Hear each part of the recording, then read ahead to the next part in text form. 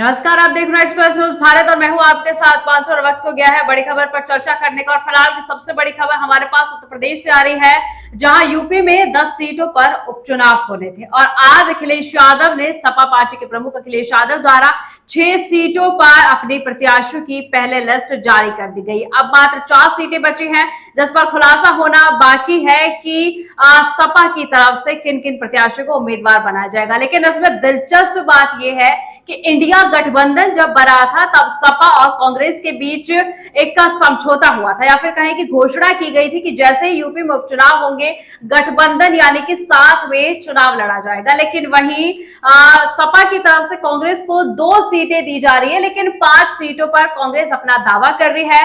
कांग्रेस चाहती है कि 50-50 करके चुनाव लड़ा जाए। लेकिन इसमें सबसे बड़ा अपडेट और हैरान कर देने वाली बात यह है कि मंझवा सीट पर कांग्रेस अपना प्रत्याशी उतारना चाहती थी, लेकिन वहीं आज जिन 6 सीटों पर प्रत्याशियों की पहले लिस्ट जारी की गई है वहां सपा ने अपना प्रत्याशी उतार दिया है। अब क्या चुनाव में किस तरीके से दिलचस्प मोड़ आएगा, किस तरीके से चुनावी जो पेच है वो फंस सकता है, किस तरीके से क्या कुछ बदलाव हो सकता है, यदि सब इस मुद्दे को लेकर चर्चा करेंगे अपने डायरेक्टर विकास त्यागी जी के साथ और जानेंगे कि क्या यूपी में फिर से कुछ बदलाव होने जा रहा है। क्योंकि अभी फिलहाल जिस तरीके से हरियाणा और जम्मू कश्मीर में आंकड़े सामने आए हैं नतीजों के, वो बेहद ही चौंकाने वाला है। क्या 50-50 ना करके अगर एक तरफा सपा चुनाव लड़ने की कोशिश कर रही है तो क्या कुछ फेरबदल होने वाला है। सर, सबसे पहला सवाल, किस तरीके से चुनाव का जो पेच है वो फंसता हुआ नजर आ रहा है, क्योंकि जहां कांग्रेस एक तरफ अपनी दावेदारी दिखा रही है वही सपा जो पार्टी है वो अपना प्रत्याशी उतार रही है, क्या कुछ कहेंगे?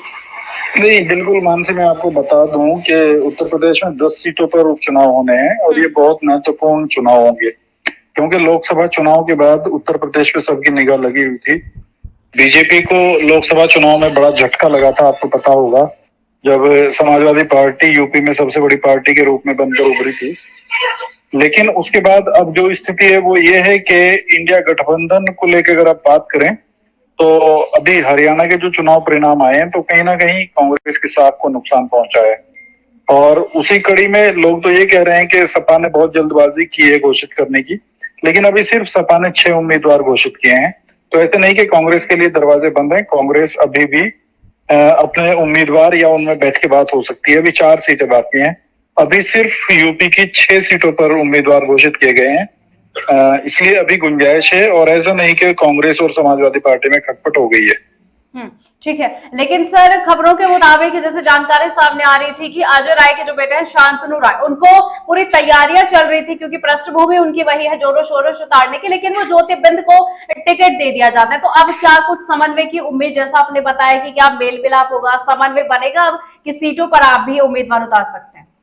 बिल्कुल, ये जो सीट है मिर्जापुर की मांझवा सीट, यहाँ से अजय राय जो है वो अपने बेटे को चुनाव लड़ाना चाह रहे थे और काफी दिनों से तैयारी भी करा रहे थे, लेकिन ऑफिशियली उन्होंने घोषित भी नहीं किया था कि अभी हमें वहां पर अपने बेटे को लड़ाना है। हालांकि वहां पर समाजवादी पार्टी ने उनसे पहले ही अपने डॉक्टर ज्योतिर्बिंद को उतार दिया है। मैं आपको बता दूं कि जो 6 सीटें हैं इनमें करहल सीट है, जहां तेज प्रताप यादव जो लालू यादव के समधी भी हैं, लालू यादव के दामाद है, उनको टिकट दिया गया है। सीसामऊ, आप जानते हैं, इरफान सोलंकी जेल में है, उनकी वाइफ को टिकट दिया गया है, तो ये जेन्युइन टिकट है। फूलपुर में मुस्तफा सिद्दीकी को टिकट दिया गया है आजमगढ़ में, और मिल्कीपुर में अजीत प्रसाद, अयोध्या की ये सीट है, अयोध्या जो सांसद हैं उनके बेटे हैं ये, जिनको टिकट दिया गया है अजीत प्रसाद को।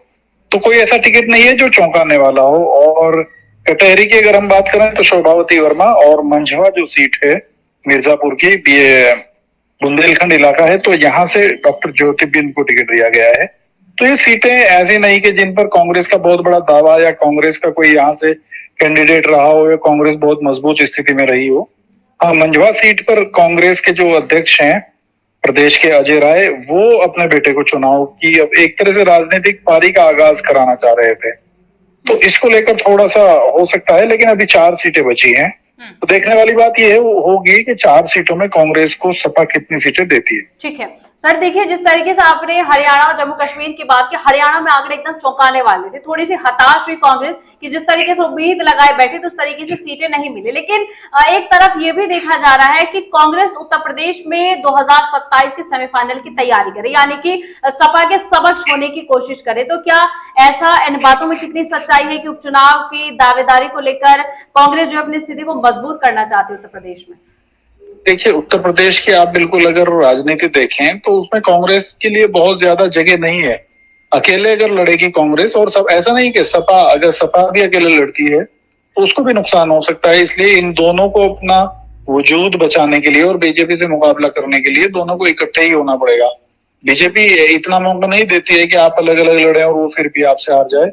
ये तो उत्तर प्रदेश में सब लोग एक तरह से, जब ये इंडिया गठबंधन इकट्ठा होकर लड़ा, थोड़ा सा बीजेपी का टिकट वितरण भी गलत था, इसलिए बीजेपी को झटका लगा था। नहीं तो बीजेपी इतना आसान टारगेट नहीं है कि आप उसको अलग अलग रह के हरा दें। ठीक है सर, जिस तरीके से आप कह रहे हैं कि बीजेपी इतना मौका नहीं देती है, लेकिन उपचुनाव की अगर देखें, अगर 50-50 करके सपा और कांग्रेस लड़ते हैं तो उसके बाद क्या बीजेपी को थोड़ा बहुत नुकसान होता है? लेकिन अगर अलग अलग लड़के हैं तो क्या बीजेपी फायदे में जाएगी? बीजेपी के लिए क्या कुछ उम्मीदें हैं उपचुनाव में? नहीं, देखिए, कांग्रेस इसमें 50-50 होने का तो मतलब ही नहीं बैठता है। कांग्रेस ज्यादा से ज्यादा 1 या 2 सीटों पर अपनी दावेदारी चाहती है, और उसके 1 या 2 ही सीटें मिलनी थी। कोई ऐसा नहीं कि कांग्रेस का यूपी में बहुत बड़ा जनाधार है। तो इनमें से 1 या 2 ही सीटें कांग्रेस को मिलेंगी, जहां तक मुझे उम्मीद है। और अगर नहीं भी मिलती है तो कांग्रेस की मजबूरी है, वो अलग चुनाव ही लड़ने की स्थिति में है यूपी में। उसको लड़ना ही पड़ेगा, क्योंकि एक इंडिया गठबंधन अगर चलाना है, सिर्फ यूपी की बात नहीं, महाराष्ट्र में भी अभी चुनाव है। तो महाराष्ट्र में भी अभी चुनाव है, आगे कुछ दिनों में झारखंड में भी चुनाव है। तो अगले राज्यों में जो चुनाव होने हैं उनको लेकर भी उनको समाजवादी पार्टी को साथ रखना जरूरी है, क्योंकि महाराष्ट्र में भी समाजवादी पार्टी थोड़ा असर रखती है। ठीक है, ठीक है सर, आखिरी सवाल आपसे है कि कब तक क्या कुछ उम्मीदें लगाई जा रही है? जैसे आज पहले लिस्ट आ गई है तो थोड़ी जो एक्साइटमेंट है प्रत्याशी में वो बढ़ गई है और थोड़ी सी सरगर्मियां चुनाव की तेज हो गई। क्या कुछ कब तक पूरी तरीके से साफ हो जाएगा सभी 10 सीटों पर प्रत्याशियों को लेकर? देखिए, अभी ऐसा नहीं कि चुनाव आयोग ने कोई नोटिफिकेशन जारी कर दिया हो कि भाई कब चुनाव होना है, लेकिन ये है कि लोग अपनी तैयारी करते हैं। अब समाजवादी पार्टी जो है वो बेसिकली उत्साहित है उत्तर प्रदेश में। जब से उसने लोकसभा चुनाव में बीजेपी को झटका दिया है तो समाजवादी पार्टी का उत्साह जो है वो बढ़ा हुआ है। तो इसलिए वो चाहती है कि वो एक कदम आगे दिखे और पार्टियों से, इसलिए उसने पहले अपनी लिस्ट जारी की है, जबकि अभी और पार्टियों ने अपनी लिस्ट जारी नहीं की है। और उसमें भी अभी ये अधूरी लिस्ट आप उसको कहिए कि अभी सिर्फ उसने 60% लिस्ट जारी की है, अभी 40% बाकी है। ठीक है सर, बहुत शुक्रिया आपका हमारे साथ जुड़ने के लिए और मुद्दे पर चर्चा करने के लिए। देखिए, जिस तरीके से हमारे डायरेक्टर ने जानकारी दी कि 6 सीटों पर प्रत्याशी उतारे गए हैं, लेकिन कांग्रेस अभी असमंजस में है कि 2 सीटों पर अपने प्रत्याशी, 2 सीटों पर नहीं, मैं तो कहूंगी 5 सीटों पर कांग्रेस अपने प्रत्याशी चाहती थी। देखिए, उत्तर प्रदेश में 10 सीटों पर उपचुनाव होना है, जिसमें से 5 सीटें सपा के खाते में थी और 5 सीटें एनडीए गठबंधन के खाते में थी। लेकिन उन्हीं 5 सीटों पर कांग्रेस अपनी दावेदारी चाहती है और कांग्रेस चाहती है कि वो अपने प्रत्याशी इन 5 सीटों पर उतारे। लेकिन मुझे लगता है कि समन्वय की उम्मीद अभी बाकी है, क्योंकि मजवा सीट पर जिस तरीके से ज्योतिबेन को टिकट दे दिया गया है, मुझे लगता है कि अजय राय जो है मुलाकात करेंगे और मुझे लगता है कि बैठकर बातचीत होगी कि जिस तरीके से कांग्रेस चाहती है अपनी दावेदारी दिखाना उपचुनाव में, ताकि वो मजबूती के साथ खड़ी रह सके 2027 के चुनाव में। क्योंकि हरियाणा में झटका लगने के बाद कांग्रेस मुझे लगता है थोड़ी अलर्ट मोड पर आ चुकी है, लेकिन कांग्रेस ये भी सहन नहीं करेगी, क्योंकि पहले घोषणा हो चुकी थी कि आप लोग जो है मिलकर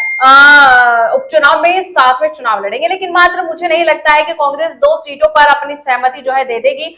लेकिन ये तो देखने वाली बात होगी। हालांकि कांग्रेस दिल से चाहती है कि 50-50 फॉर्मूले पर काम हो, लेकिन अखिलेश यादव जिस तरीके से सपा की मजबूती इस वक्त पूरी जड़ें मजबूत है उत्तर प्रदेश में सपा की, तो मुझे नहीं लगता है कि अखिलेश यादव बहुत जल्द मान जाएगा और 5 सीटों पर जो है कांग्रेस अपने प्रत्याशी उतार देगी। हालांकि गठबंधन के साथ मिलकर 2 से 3 सीटें कांग्रेस को दी जा सकती है, लेकिन फिलहाल की सबसे बड़ी अपडेट तो यही है कि मंझवा सीट पर जिस तरीके से सपा ने अपना प्रत्याशी उतारा है, वो कहीं ना कहीं हैरानी की बात है कांग्रेस के लिए। अब देखना दिलचस्प होगा। हालांकि सभी की निगाहें अब 4 सीटों पर भी टिकी है।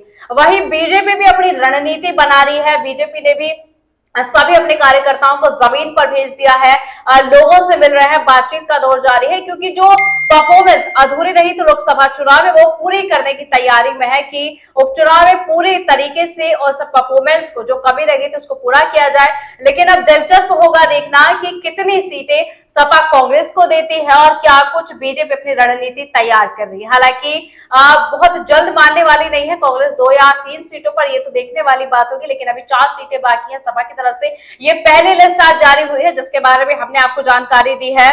करहल, सीसामऊ, प्रयागराज और बहुत हॉट सीट मानी जाती है बिल्कीपुर, कटहरी और मंझवा सीट पर प्रत्याशी उतारे गए हैं और 2-3 सीटों पर अखिलेश यादव के कुछ चचेरे भाई या फिर कुछ जानने वाले लोगों को प्रत्याशी बनाया गया है। लेकिन अब ये समय ही बताएगा कि क्या कुछ बदलने वाला है 10 सीटों के उपचुनाव में।